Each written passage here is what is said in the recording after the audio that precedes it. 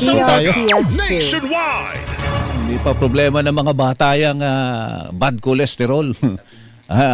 Ito, ang kailangan ng mga bata, mag-ehersisyo, mga kapuso, kumain ng tama, at mag-Cherryfer. Yan. Usapang food supplement tayo, mga kapuso. Nasabi nyo na at some point sa buhay ninyo, ay, buti na lang talaga ang tangkad ko.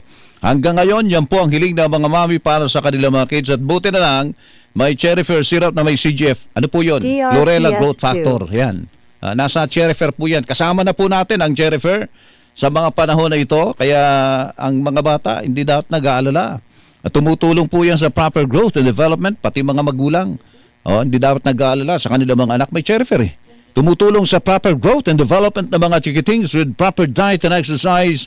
Meron po itong lysine, meron po itong taurine, at meron po itong essential vitamins. Napakalinaw po ng mensahe, mga kapuso, ng Cherryfer. Cherryfer Forte, Cherryfer. Height is might.